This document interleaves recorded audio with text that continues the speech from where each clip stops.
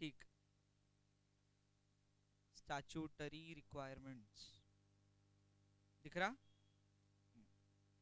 Statutory requirements का मतलब, statutory का मतलब that are prescribed by law. यहाँ पर लॉ का मतलब है सेबी एक्ट, क्योंकि हम जो कॉन्सेप्ट पढ़ रहे प्रोस्पेक्टस वो सेबी के अंदर आ जाएगा। सेबी एक्ट 1992। कल अपन ने दो एक्ट्स भी देखे थे, एक SCRA एक्ट था। तुमने वर्ड रेगुलेशन को कुछ ज़्यादा ही सीरियसली लिया था ऐसा याद है मेरे को। हाँ, वटेवर, तो जैसा वो, तो प्रिस्क्राइब बाय सेबी एक्ट, तो these are called statutory requirements. सबसे पहली चीज़ ये ध्यान रखना कि कंपनी यहाँ पर क्या करना चाहती है, IPO क्या करना है, IPO करना है। IPO करने का मतलब है public offer, correct. Public offer करने के लिए सबसे पहली स्टेप क्या बताई गई, टू क्रिएट अ, हाँ, क्रिएट मतलब यहाँ पर अपन अच्छा वर्ड यूज करेंगे, that is drafting, drafting of prospectus. अब प्रोस्पेक्टस ड्राफ्ट करने का मतलब प्रोस्पेक्टस में तीन टाइप की जानकारी देना है, जनरल इंफॉर्मेशन, स्टैट्यूटरी इंफॉर्मेशन और एग्जैक्टली फाइनेंशियल इंफॉर्मेशन। अभी हम यहाँ पर है, समझ लो एक बारी के लिए, ठीक है। तो ड्राफ्टिंग ऑफ प्रोस्पेक्टस ये सबसे पहला स्टेप रहेगा। ड्राफ्ट करने के बाद में क्या डायरेक्टली पब्लिक को दे देंगे, नहीं, हम पहले ये तीन अथॉरिटीज़ को इसकी कॉपी सबमिट करेंगे। एक है ROC, दूसरा है सेबी, तीसरा है स्टॉक एक्सचेंज। ठीक है, दुनिया में कितने स्टॉक एक्सचेंज है, कौन सी दुनिया में बेटा, इंडिया की दुनिया में दो स्टॉक एक्सचेंज है, BSE और NSE। वेरी गुड, ठीक है। तो ROC को भी सबमिट किया, सेबी को सबमिट किया और स्टॉक एक्सचेंज को सबमिट किया। कितने दिन वेट करूं, वेट फॉर 30 days। ठीक है, अगर इन तीनों भी अथॉरिटीज को किसी तरीके का कोई ऑब्जेक्शन लगता है तो कितने दिन में बताएंगे, फ्रॉम सबमिशन, मतलब जब आपने उनको फाइल किया उस दिन से 30 days। तो लॉजिकली ड्राफ्टिंग पहली स्टेप है और फाइलिंग ये सेकंड स्टेप। ये समझ गया, पक्का। अगर 30 days में कोई रिप्लाई नहीं आता है, ROC, सेबी या स्टॉक एक्सचेंज कोई ऑब्जेक्शन नहीं उठाते, मतलब सीधा सीधा आपको मिल गई NOC, नो ऑब्जेक्शन सर्टिफिकेट जैसा कुछ, नो ऑब्जेक्शन मिल गया, तो आप क्या कर सकते हैं, यहाँ से कर सकते हैं आप इशू ऑफ प्रोस्पेक्टस। हाँ, इशू ऑफ प्रोस्पेक्टस है ये अभी, किसको, टू द जनरल पब्लिक। ये समझा क्या यहाँ तक, क्या पक्का, पक्का देख लो, फिर कल की एक गलती मैं सुधारना चाहूँगा। मैं तुमको 90 का 30 कराया था, वो 90 है, रुको, पर पहले सुन लो कि क्या है वहां पर, पॉइंट क्या है। ये 30 एज इट इज है, जो ऊपर 30 लिखा है ना, कि आप सबमिट करने के बाद कितने दिन रुकोगे, 30 days है। लेकिन ये यहाँ से जो यहाँ तक का समय है, जब से 30 दिन खत्म हुए हैं, वहां से जो पब्लिक को इशू करने तक का समय है वो 90 days का है। उसके लिए आपको कितने दिन मिल रहे हैं, 90 दिन, मतलब 30 अलग है। और तो इसको देखना कैसे, देखो इधर सुनो, ड्राफ्टिंग से लेकर तो प्रोस्पेक्टस पब्लिक करने तक, ड्राफ्टिंग से लेकर 90 days, पॉइंट समझा। और इस बीच आप क्या करते, ROC, सेबी और स्टॉक एक्सचेंज से अप्रूवल लेते। इस पर्पस के लिए जैसे ही आपने फाइल किया, इनके साथ में फाइल किया, फाइल करने से आपको कितने दिन वेट करना है, समझा क्या, जब तक कि कोई ऑब्जेक्शन उठाया नहीं जाता, तो ये 30 दिन मिलते उस पर्पस के लिए। ये समझा क्या, पक्का, ऐसा ऐसा कुछ डिवीजन है वो, हाँ, अलग है वो, 30 दिन अलग कंसिडर किए जाएंगे, उसको अलग कर देते। एक्चुअली मैंने वो चार्ट गलत बना लिया, ये तो समझ गया ना। मैंने गलत ये लिखा कि ड्राफ्टिंग से लेकर पब्लिक तक के 120 days लिखना चाहिए, करेक्ट, देखा, सर से भी गलती होती। 120 दिन, कहाँ से कहाँ तक, ड्राफ्टिंग से लेकर पब्लिक करने तक, समझा। और इस बीच क्या करोगे, ड्राफ्टिंग के बाद में सबमिट करना है किसको, तो मान लो तुमने तुरंत सबमिट किया किसको, ROC को,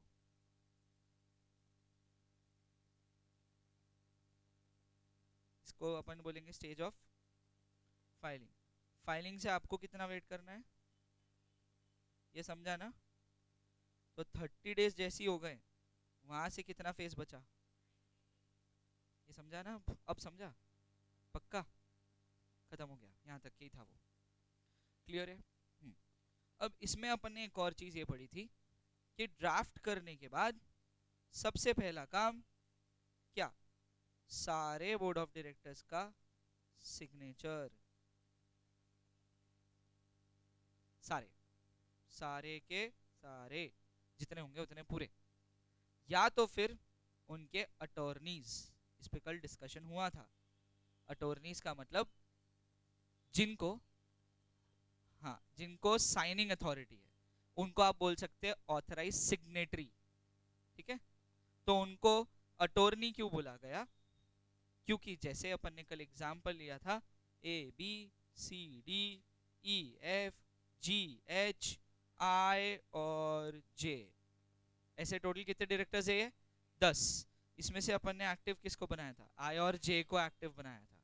समझा क्या? एक्टिव बोले तो क्या और डोरमेंट बोले तो क्या? जो बोर्ड ऑफ डायरेक्टर्स कंपनी को मैनेज करने में एक्टिव पार्टिसिपेशन दिखाते वो I और J है। तो ये बाकी के लोगों ने मिलकर क्या किया? इनको पावर ऑफ अटॉर्नी द्वारा राइट्स कर दिए ट्रांसफर। समझा क्या? कौन सा राइट ट्रांसफर किया? To sign. अभी समझा क्या? तो अब या तो सारे बोर्ड ऑफ डायरेक्टर्स का साइन, या तो फिर आई और जे का साइन। Point clear? समझ लो। अब इंटरेस्टिंग पार्ट, ये तो यहीं खत्म हो जाता। ये तुम्हारे स्टैट्यूटरी रिक्वायरमेंट खत्म।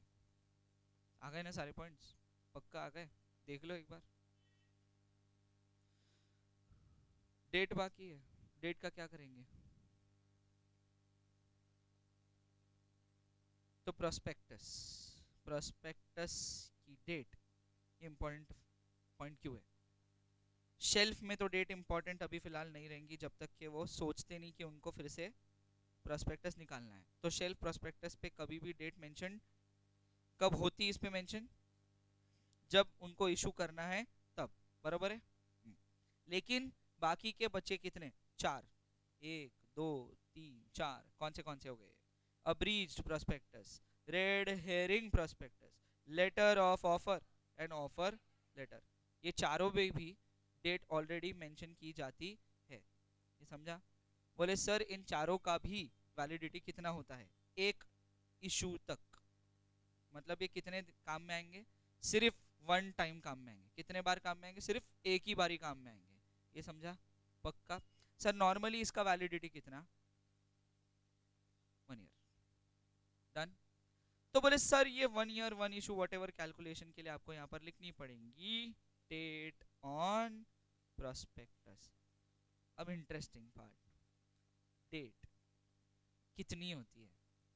एक, ड्राफ्टिंग की। दूसरी, अप्रूवल की। अप्रूवल कौन देता? ROC, SEBI, stock exchange. और तीसरी, इशू की डेट। ये समझा क्या? ये 3 डेट्स रहती। खत्म। पक्का? अब कल कुछ आउट ऑफ द बुक जाकर पढ़ रहे थे। क्या था कि अपन ने ये देखा था कि the crime is divided into 3 stages. पहला स्टेज मेंस रेया, intention, purely intention. Stage 2 planning, planning and preparation. समझा? थर्ड स्टेज अटेम्प्ट या फिर एग्जीक्यूशन ऑफ क्राइम। ये समझा क्या? 3 चीजें हैं।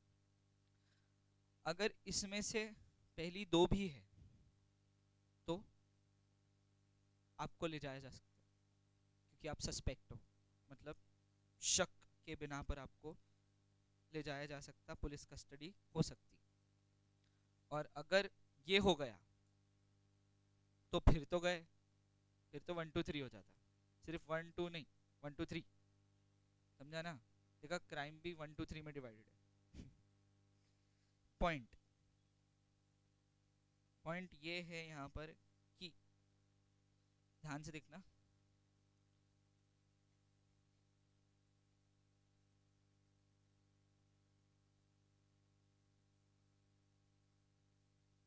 ड्राफ्ट किया, सिर्फ इशू नहीं किया, ड्राफ्ट किया बस रख दिया। जैसे फॉर एग्जांपल मुझे बहुत गुस्सा आया किसी पे, तो मेरे को बहुत बुरा बुरा बोलना है उसको, समझा? तो उसको बुरा बुरा मैंने मुंह पे ना बोलते हुए अपनी किसी किताब में पीछे लिख दिया, जा तू ऐसा, तू वैसा, वट एवर। बोला उसको? नहीं ना, अपनी किताब में लिखा। किताब में लिखना गलत है क्या? नहीं। समझा क्या? तो अभी सिर्फ ड्राफ्ट किया, मतलब अभी दिमाग में है पर अभी तक के कुछ किया नहीं है। सबमिट कर दिया, यहाँ तुमने कर दी गलती। क्योंकि अगर ये गलती नज़र में आ गई तो आरओसी से भी या स्टॉक एक्सचेंज कोर्ट वोट तो नहीं जाएगा, लेकिन तुम्हारे ऊपर पेनल्टी पनिशमेंट जरूर लगाएगा। बख्शने नहीं वाला है, कुछ ना कुछ तो लगेगा। क्योंकि ये फाइल करने से और इससे ये क्लियर हो जाएगा कि तुम फ्रॉड तो करना चाहते हो और तुम उसके लिए रेडी भी हो। बस फर्क इतना पड़ गया कि तुम्हारे और पब्लिक के बीच में, फ्रॉड के बीच में आ गए आरओसी, सेबी और स्टॉक एक्सचेंज। पॉइंट समझा? और अगर ये कर देते तो फिर तो इसको सीधा ही मैं बोल दूंगा फ्रॉड हो चुका under section 447 of the companies act 2013। Clear है क्या पॉइंट? पॉइंट क्लियर है? अब सजा किधर बड़ी है, 1 2 3 में बड़ी है कि 1 2 में बड़ी है कि 1 में बड़ी है? 1 2 3 में बड़ी बहुत सजा है, बहुत ही ज्यादा बड़ी सजा है, कुछ ज्यादा ही है, 10 times of the amount of fraud and imprisonment of 3 years, ऐसा भी दिया हुआ है इधर।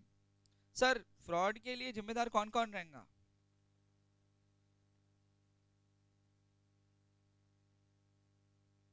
जिन्होंने उस पे दोनों को टिक किया। मैंने क्यों रहेंगे सर, डॉर्मेंट क्यों रहेंगे? वो तो आए नहीं। अरे उन्होंने तो होशियारी की थी ना, साइनिंग अथॉरिटी ट्रांसफर कर दी, राइट्स दे दिए, बोले ये जहां भी साइन करेंगे हर जगह हम लाइबल भी रहेंगे, मतलब हम भी लाइबल रहेंगे। ये उस पावर ऑफ अटॉर्नी में क्लियरली लिखा जाता। समझा क्या?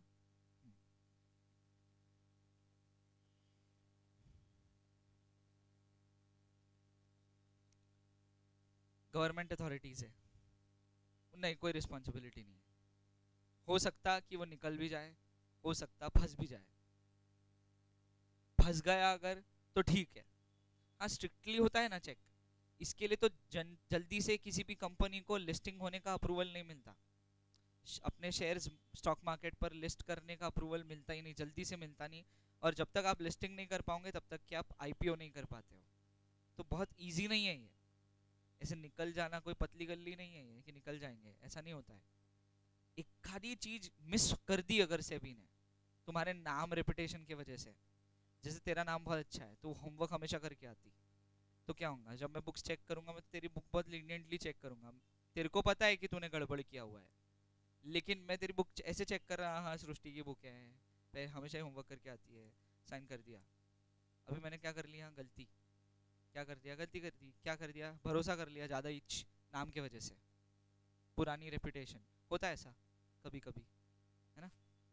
पॉसिबल है क्योंकि ह्यूमन एरर है, से भी कोई बॉडी कॉर्पोरेट या आर्टिफिशियल पर्सन तो है नहीं, तो ह्यूमन एरर हो सकता। वो ह्यूमन एरर के लिए वो लोग रिस्पॉन्सिबल नहीं रहते, वो सीधा सीधा पूरी जिम्मेदारी डाल देते कंपनी पे, वो लोग रिस्पॉन्सिबल नहीं रहते। ठीक है? पॉइंट क्लियर है? पक्का? फिर थोड़े देर पहले पढ़ा था, मतलब थोड़ी देर पहले तो थोड़े दिनों पहले पढ़ा था एक और पॉइंट जो था एक्सपर्ट, एक्सपर्ट नोटिस या expert statement. Sir expert responsible है या नहीं है? कुछ हद तक के है, पूरा रिस्पॉन्सिबल नहीं रहता, क्योंकि लिखते वक्त वो अपने आप को क्लियरली मेंशन कर देता। मैंने प्योरली एक एडवाइस दिया है, वो भी मेरे ओपिनियन में, अपनी रिसर्च पे। तुम अगर इन्वेस्ट करना चाहते हो तो तुमने इन्वेस्टमेंट अपनी रिस्क पर करना चाहिए। समझा गया? इसके लिए म्यूचुअल फंड में वो हमेशा क्या ऐड देते? Mutual funds are subject to market risk, please read all the necessary documents before investing. ना, स्पीड में बोल देता वो, बस इतना ही है, बोलता ना पर। हाँ, वही चीज़ है। एक्सपर्ट भी ऐसे ही करता। एक्सपर्ट क्या बोलता, दिया ना एक्सपर्ट स्टेटमेंट, क्योंकि पब्लिक फॉलोअर्स है उसके, लोगों पे उसका इन्फ्लुएंस है, तो उसके अच्छा स्टेटमेंट देने से लोग रेडी हो जाते हैं इन्वेस्ट करने के लिए। तो वो बोलता भाई ये कल को जाकर मेरे ही नाम से, फिर है ना, वही किताब में लिखेंगे कहीं जाके मेरे नाम से लिखेंगे बैड वर्ड्स।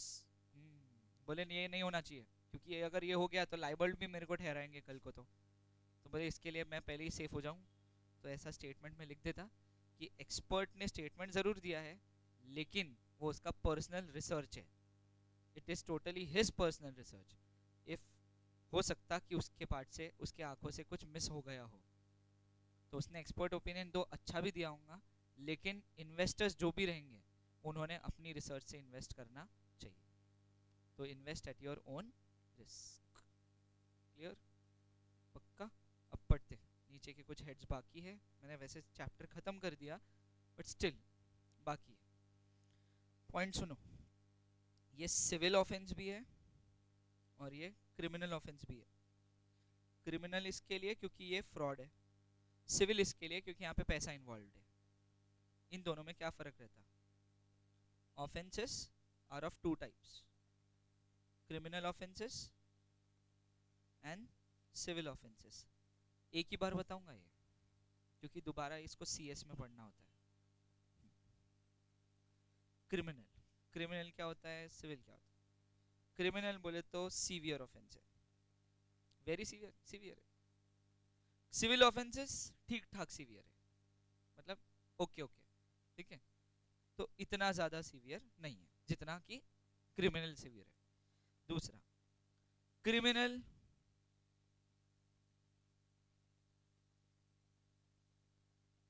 नॉन कंपाउंडेबल होते हैं। नॉन कंपाउंडेबल मतलब क्रिमिनल ऑफेंसेस को आप पैसा देकर सेटल नहीं कर सकते, सेटल नहीं कर सकते। सेटल, सेटल बोले तो मांडवली किसने बोला ये? वाह बेटा वाह, बहुत ऊपर जाएंगे, ठीक है। और ये कंपाउंडेबल है।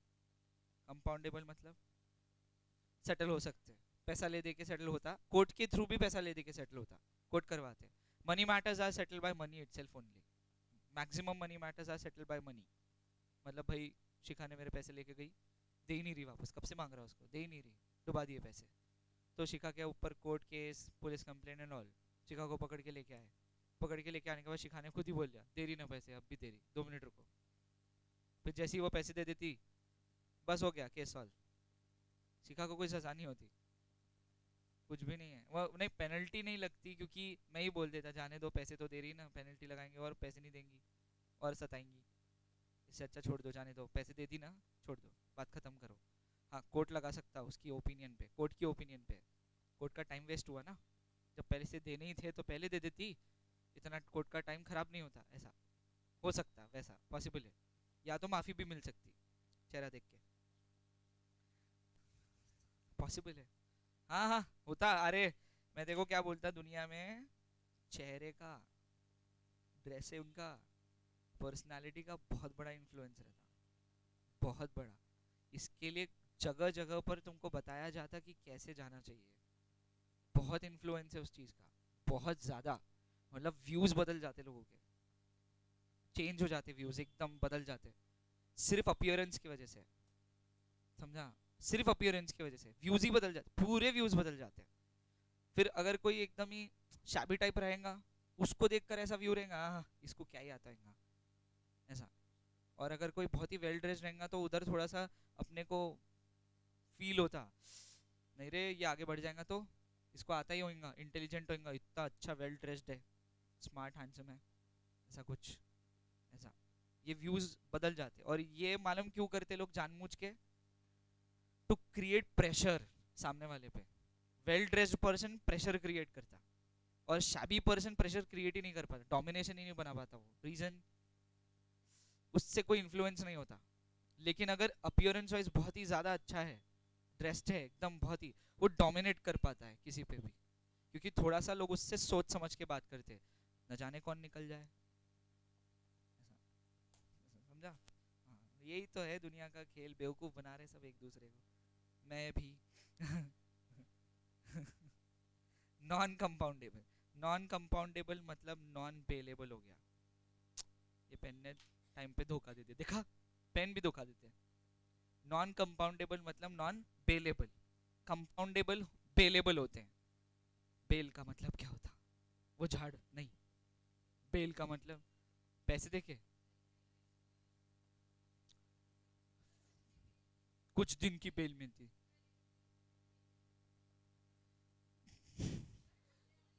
वो क्या करती मालूम है क्या, वो ऐसा बोल के देखती, ये बोल के देख, सही होगा तो मैंने बोला, गलत होगा तो तू, मैंने थोड़ी बोला, मैंने ऐसे ही बोला पर, अरे तो मैंने तो ऐसे ही बोला ना। Compoundable are bailable offences, non compoundable are non bailable. इसमें और दो वर्ड्स जुड़ते हैं, cognizable, non cognizable, cognizable, non cognizable. Cognizable offences मतलब सीवियर, नॉन कॉग्निजेबल मतलब not that severe. Cognizable offences में पुलिस वाले डायरेक्ट उठा के लेके जाएंगे तुमको, वारंट फॉरेंट, चल निकल, चल पहले आ, चल चल जल्दी, तेरे को निकल जाना है, कोर्ट से ऑर्डर है हमको। नॉन कॉग्निजेबल और कॉग्निजेबल में ये अंतर है, समझा? ऐसा, तो दीज आर क्राइम्स, ऐसे जस्टिफाई होते हैं कि सिविल क्या रहते हैं और क्रिमिनल क्या रहते हैं। ठीक है, तो अपन जो पढ़ रहे हैं वहां पर तो दोनों है, सिविल भी और एक है फर्क कि टॉर्शियस लाइबिलिटीज जो आती है वो सिविल में आती है। Tort, tort, TORT, civil wrong बोला जाता है उसको, TORT, TORT, tort, tort, this is civil wrong. And criminal, criminal. फिर दोनों के चैप्टर्स भी अलग अलग है, एक CRPC है, एक CPC है। CPC civil procedure code and CRPC criminal procedure code, दोनों के चैप्टर्स अलग है। क्रिमिनल प्रोसीजर कोड 1908 मतलब 1908, सब ऊपर जा रहा है ना, वेरी गुड। उसने कनेक्शन बीच में से तोड़ दिया ना, वो कैसे डिस्कशन बीच में जो आता ना आपस का, वहां सर मिस हो जाते।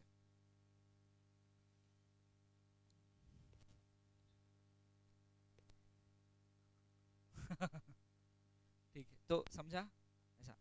तो जैसे एक और ऑफेंस है कोerशन करके, किसी को डराना धमकाना, तेरी जान ले लूंगा मैं, किडनैप करने की धमकी देना, ये सब, हाँ।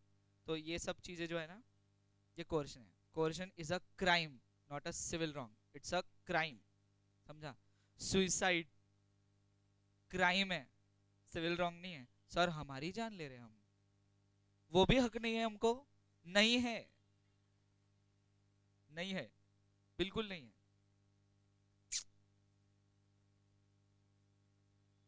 समझा अभी?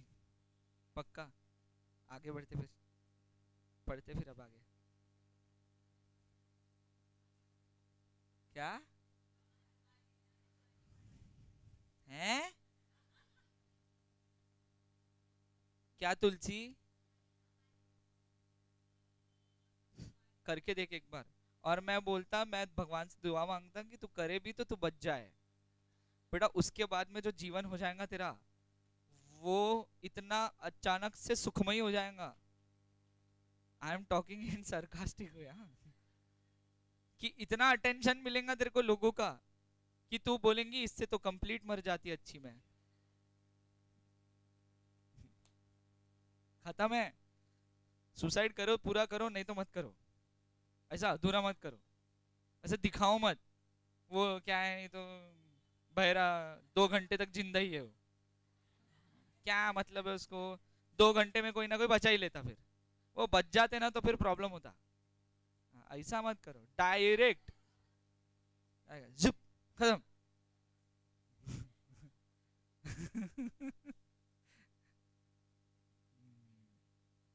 Disclaimer, these are all jokes, देना पड़ेगा ना, वीडियो है, देना पड़ता है, डिस्क्लेमर देना पड़ता है, these are all jokes, okay? तो ऐसा बिल्कुल घर पे ना करे, हाँ, ठीक है? और किसी को बोले भी ना करने का ऐसा।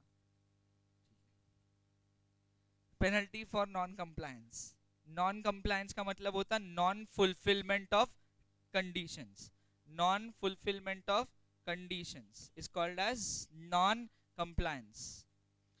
If a prospectus is issued in contravention, underline contravention, मतलब आपने कोई चीज जो करनी चाहिए थी वो नहीं की, मतलब स्टैट्यूटरी रिक्वायरमेंट्स फुलफिल नहीं किए. The penalty is as follows.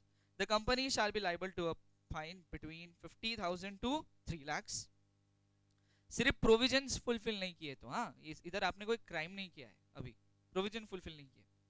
Every person who has knowingly involved in issuing such a prospectus will be punishable with imprisonment up to 3 years and with a fine 50,000 and 3 lakh rupees or with both. अब ये है ना, ये आज समझ लो, ये तुम्हारे लिए पहली बार है. पहली पेनल्टी लिखी हुई है कंपनी के लिए, अंडरलाइन करो कंपनी वर्ड को. अब मेरे को बताओ कंपनी क्या है? आर्टिफिशियल लीगल, जेल डाल सकते क्या तुम उसको? समझा क्या? तो उसको जेल नहीं होती, उसको क्या हो सकता? सिर्फ पेनल्टी. जेल किसको करेंगे? Board of directors, officers, promoters, इनको जेल में डाल सकते हैं. डालो फिर. कितने साल तक? 3 सालों तक. इसके लिए सेकंड पॉइंट किसके लिए? ऑफिसर्स. वर्ड ऑफिसर्स यूज करना. मैं बताता हूँ उसका फायदा क्या है. कि कभी कभी ऐसा होता है डायरेक्टर्स को भी सजा लिखी होती है, कभी कभी ऐसा होता है कि कंपनी सेक्रेटरी को, अदर ऑफिसर्स को भी सजा लिखी रहती है, तो उसमें गड़बड़ हो जाती. और वर्ड सिर्फ ऑफिसर यूज किया, उसमें सारा आ गया, डायरेक्टर फायरेक्टर जो लेना है सब ले लो. तो इसके लिए अपन उसको बोलना ऑफिसर्स को सजा कितनी? Up to 3 years of imprisonment. Up to लिखा हुआ है, तो जरूरी नहीं है कि पूरे 3 साल की देंगे. हो सकता कोर्ट की इच्छा रही तो 6 महीने की भी सजा दे सकती. ऐसे जरूरी नहीं है कि 3 साल ही देंगे. अप टू है, up to 3 years of imprisonment. और फाइन 50,000 से 3 लाख, मतलब कोर्ट के डिस्क्रिप्शन पर है कि, क्योंकि मिनिमम इम्प्रिजनमेंट तो लिखा हुआ नहीं है कि कम से कम इतनी सजा देनी पड़ेगी, ज्यादा से ज्यादा दिया हुआ है. ज्यादा से ज्यादा कितनी सजा हो सकती है? 3 साल की, बराबर है ना? तो मतलब सजा नहीं भी हो सकती. नहीं समझा? अगर लिखा होता मिनिमम 1 year to 3 year, तो कम से कम 1 साल की तो पक्की है. अभी समझा? लेकिन यहाँ पर लिखा है क्या? ऐसा कुछ नहीं. यहाँ पर लिखा है डायरेक्ट अप टू 3 years, तो मिनिमम तो है ही नहीं. तो हो सकता कि अगर कोर्ट को ऐसा लगे कि सजा नहीं देनी चाहिए, तो कोर्ट इम्प्रिजनमेंट अनाउंस नहीं करेगा. कोर्ट बोलेगा पैसे भर, क्लियर कर. पैसे कितने? कम से कम 50,000 और ज्यादा से ज्यादा 3 लाख रुपए. समझा क्या? अब लेकिन कोर्ट को आखिरी में ऐसा लगा बहुत सीवियर किया इसने, जो किया अच्छा नहीं किया बिल्कुल. तो कोर्ट क्या करेगा? जेल में भी डालेगा, पैसे भी लेगा. इसके लिए लिखा हुआ है और बहुत आखिरी में. जेल में भी डालेगा, हाँ, और पैसे भी लेगा. ला बेटा 3 लाख, अंजाद जेल 3 साल के लिए. दोनों ऐसा पर्सनल दुश्मनी निकाल रहा हूँ. हाँ, जज के खुद के पैसे रहे उस कंपनी में. तो पॉइंट मैंने तो कल ऐसे ही किया. मैं कोर्ट गया था ना, तो मैंने है ना बाहर, जो जो जैसे जिस कोर्ट में मेरा केस था उसके बाहर खड़ा था. मैं जानबूझ के जोर से बोला रहना चाहिए इन लोगों के भी पैसे, तब मालूम पड़ेगा कि कितना चक्कर मारना पड़ता, कैसा होता, तब तो बराबर डिसीजन देंगे. ऐसा बोला मैंने बाहर. फिर पुलिस वाले आ गए थे, बोले चुप रहो नहीं तो तुमको लेके जाएंगे बोले. फिर चुप बैठ गया. मैं बोला सुन तो लिया ना, वैसे भी सॉरी बोल देने का. 3 इंपॉर्टेंट शब्द है दुनिया में, सॉरी, प्लीज और थैंक यू. बस ये करते जाओ, आगे बढ़ते जाओ, कोई टेंशन नहीं रहता फिर, है ना? देखो सॉरी किधर बोलना पड़ता? जब अपने से ऊपर कोई है, भाई ये खतरनाक आदमी है, सॉरी जाने दो, तो जैसे कल मैंने सॉरी बोल दिया, ठीक है. फिर जहाँ पर दिख रहा कि कोई तुम्हारा काम नहीं करेगा, एटीट्यूड वाला पर्सन है, उसको बोला प्लीज कर देना, देखो कर देता हो, है ना? हाँ. और कहीं कहीं पर सिर्फ उसने हाउ भी बोल दिया काम करने का, उसको बोला थैंक यू, वो इतना मंत्रमुग्ध हो जाएगा, काम तो पक्का करेगा तुम्हारा, क्योंकि तुमने उसको इतने प्यार से थैंक यू बोला. ये 3 शब्दों पे दुनिया चल रही, सॉरी, प्लीज और 3 stages of life. Sorry, please and thank you. क्या?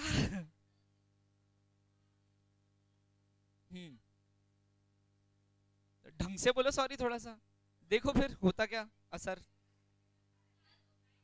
ऐसे थोड़ा ढंग से बोलो. ऐसे कितना बोलना है उसको, बेचारी बस बैठी है आज ऐसे, मतलब चुप, मुझे शट अप बोल देते आप।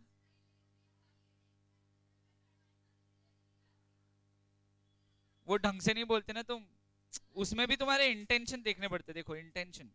तुम मेरे को गाना गाने का क्यों बोलते क्लास में, उतना टाइम बीत जाएगा।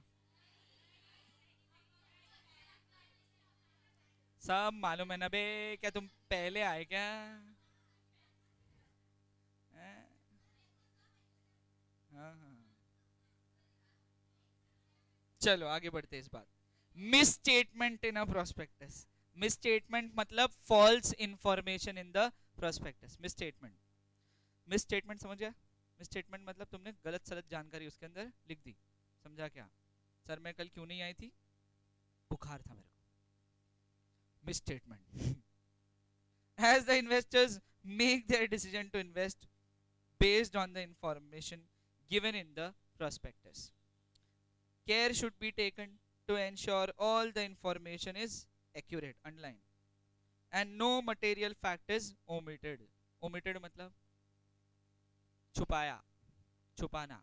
वो भी कौन सा फैक्ट जो बताना चाहिए था बट तुमने छुपाया, बहुत गलत किया। An untrue statement or misstatement means, untrue मतलब false, देखो लिखने के तरीके हैं। अनट्रू बुरा नहीं लगता, फॉल्स बुरा लगता। An untrue statement or misstatement means the statement is misleading, underline misleading, in a form or a content। in a form का मतलब होता it is misleading उसके presentation पे से, या तो फिर अंदर लिखी हुई बातों में से, तो दैट इज कंटेंट। समझा क्या? जैसे क्या होता है, कैडबरी है, कैडबरी का अपना एक कलर है, एक प्रेजेंटेशन है, उसको किसी कंपनी ने कॉपी किया हुआ है, एग्जैक्टली सेम नहीं है, कॉपी किया हुआ है, लेकिन वो दूर से देखा तो वही नजर आता। अभी समझा? ऐसा है वो। ये हो गया फॉर्म, समझा? और फिर अगर अंदर डिटेल्स में अगर कुछ तुमने गड़बड़ी की तो वो content. Next, where any inclusion of a statement or its omission is likely to mislead the reader, likely to mislead, underline, likely to mislead का मतलब होता पहली और दूसरी स्टेज की, तीसरी की नहीं अभी तक, it is called as likely to mislead. ये क्या था? पहली दूसरी कौन सी? मेंसरिया और प्रिपरेशन, इतना तुमने किया लेकिन अभी तक के डॉक्यूमेंट को पब्लिसाइज नहीं किया, तो ये क्या हो गया? लाइकली टू, ऐसा नजर आ रहा कि ये इससे मिसलीड हो जाएंगे, हुए क्या? नहीं। आगे, if an investor has bought shares or bought shares of a company based on a prospectus which had misleading information, मतलब 1 2 3 हो गया, मेंस रिया भी हो गया, प्रिपरेशन भी हुई थी, एग्जीक्यूशन भी हो गया, क्योंकि खरीद लिया ना प्रोस्पेक्टस के भरोसे शेयर्स। और सप्रेस्ड मटेरियल इन्फॉर्मेशन, अंडरलाइन करो, सप्रेस्ड मटेरियल इन्फॉर्मेशन। ऐसा ही लाइन तुमने ऊपर भी पढ़ा, पता है कहाँ? मैं बताऊँ कहाँ पे? मैं बताऊँ वो उधर ऊपर पढ़ा था, no material fact is omitted, material fact is omitted, अगर इतना पढ़ेंगे तुम तो बस वो सेम ही पॉइंट है, सप्रेस्ड मटेरियल इन्फॉर्मेशन। मतलब तुमने जैसे जैसे क्या करते लोग जानबूझ के, टीवी पैड देखा है, टर्म्स एंड कंडीशन एकदम बारीक में नीचे रहता, दिखता भी नहीं, क्यों करते हैं ऐसा? इसको सप्रेशन में कंसिडर करेंगे। रीजन, उन्होंने वही चीज थोड़ी सी ज्यादा हाईलाइट करनी चाहिए थी जिससे लोगों को मिसगाइड ना हो, लेकिन वो जानबूझ के ऐसा करते कि उस चीज को जिसको हाईलाइट करना था उसको ही छोटा कर देते ताकि ये लोगों के नजर में, और बाद में अगर लोगों ने केस भी किया तो क्या बताएंगे, देखो इधर लिखा हुआ है, लिख कर तो दिया था हमने, तुमने मिस किया। हालांकि सबको मालूम है कि ये गलत तरीके से लिखा गया है, बट क्लेम नहीं होता कुछ क्योंकि लिखा तो है ना।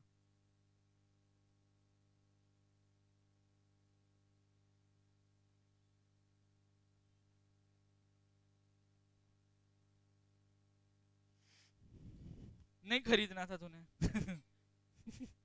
If there is any untrue or misstatement in the prospectus The company and persons responsible for issuing such prospectus will have to face following liability. Liability in case of misstatement. There is a civil liability and there is a civil liability देखो सिर्फ पे compensation है, मतलब पैसा देके छूट जाओ, और क्रिमिनल में जेल भी जाओ, पैसा भी दो. कंपनी और it's officers will be find और इम्प्रिजन और बोथ. समझा? पक्का? तो दोनों में से सीवियर कौन सा है? समझा क्या? तो ऑफेंस ऐसा करो जो क्रिमिनल ना हो.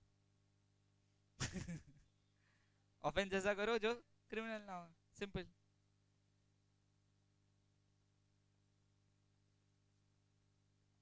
क्या हो गया बेटा? तृष्णा अलग ही दुनिया में चल रही. उसको टावर नहीं आ रहा तो वो ऐसे करके देख रही. मुझे रेंज नहीं आ रही.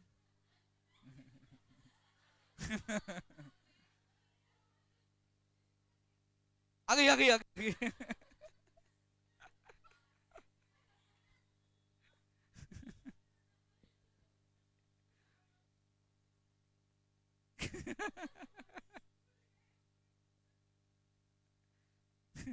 Range I. आ गई रेंज आ गई.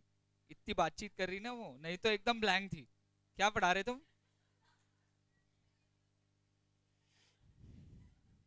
नहीं नहीं नहीं, नहीं ध्यान है. बहुत सारा बोलना है उसको, बस अभी नहीं बोलेंगी वो. ठीक है, चलो हो गया. चैप्टर खत्म. आपका होमवर्क ले लो. डेफिनेटली होमवर्क दूंगा मैं, इस खुशी में कि चैप्टर कंप्लीट हो गया. पहले तो मेमोरेंडम ऑफ एसोसिएशन और आर्टिकल ऑफ एसोसिएशन का डिफरेंस बिटवीन पूरे 3 बार, पूरे 3 बार, पूरे 3 बार. कल चेक करूंगा मैं, कल चेक करूंगा मैं. एमओए और एओए इसका डिफरेंस पूरे 3 बार, वो भी चेक कब होगा? कल.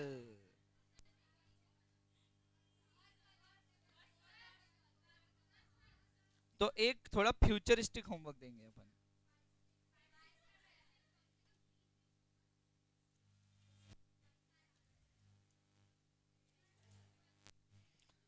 ठीक है, ले लो 5, 6, 7. बस तुम्हारे आगे नहीं जाऊंगा मैं. Question number 5, question number 6, question number 7. ये 5, 6, 7 करने का है तुमको कब तक के?